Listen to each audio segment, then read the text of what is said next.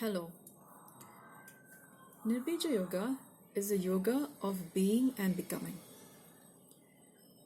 Um, as an as an embryo born from a fertilized egg, from a mother and a father, we move through different stages of development.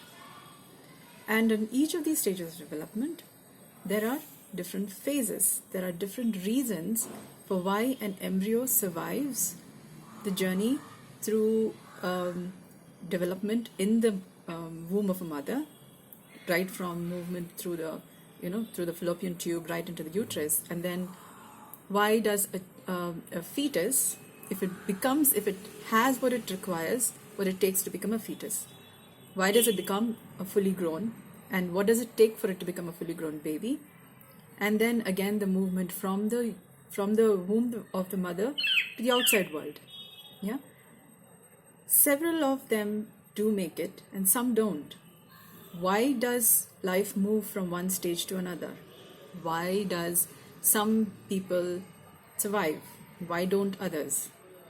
Even after being born, that we all move through what it took to, from conception, from the fertilization, all the way through development until we are here talking about things.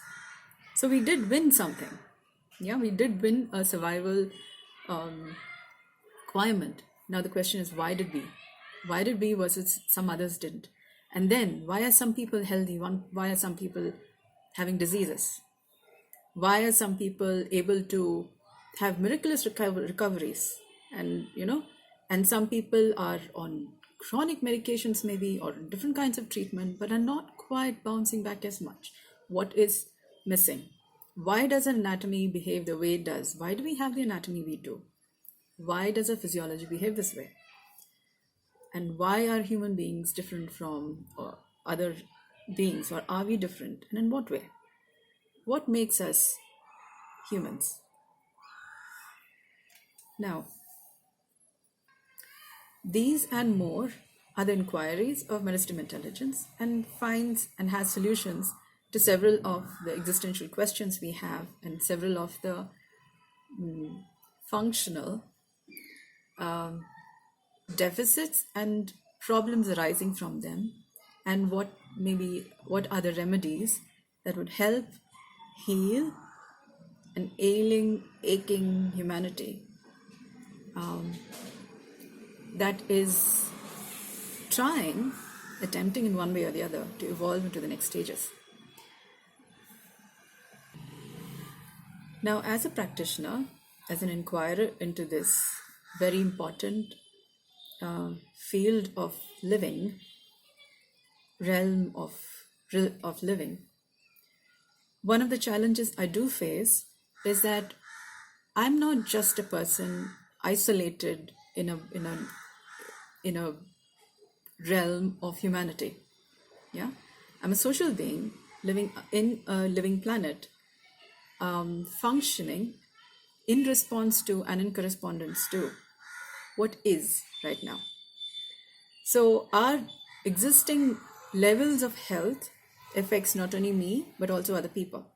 So as a collective, we have a health.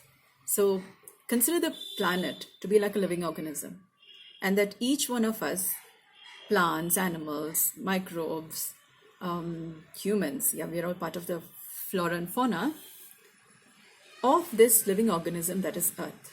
Yeah. Now, what affects one way or the other affects the other. So our overall health of an organism is dependent on let's just say the average thrivability of the organism. So like in a person may not be, unless they're completely having some health condition, and they're completely bedridden, non-functional. That's when we would say them to be like really non-functional, unhealthy. And then there are some people who are somewhere between, say, the range of 0 and 10. Yeah, somewhere in that range, relatively healthy, relatively could be better. Yeah, and we are not living isolatively. We are living as social beings. We are living on a living planet. So what affects one affects another in relative ways. So while I'm practicing Nirbeeja Yoga and I'm breathing through the rhythms of life, there are some stages that makes it a little difficult to progress through, because collectively we need to get healthier, move to a certain level of health, and then together we then move to the next level. Yeah. So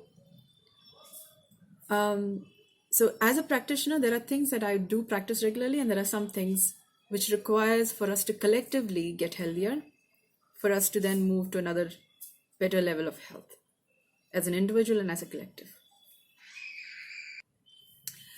Well, here's some little bad news. The thing is, we are very proud of being thinking, reasoning mammals of the animal kingdom, yeah, who claim supremacy because of our ability to think and our ability to language verbally, in a way that makes sense to others. And we come to that a little bit because we tend to get abusive about it sometimes, a lot, yeah.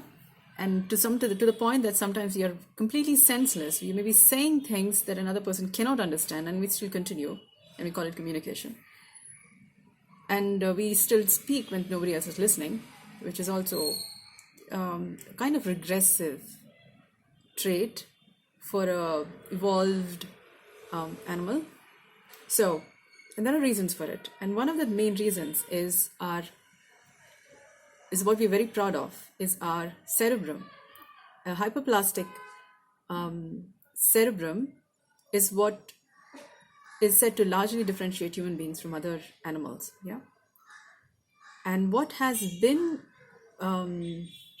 progressive by which human beings came may also need a certain break. Otherwise, we would be tripping over ourselves,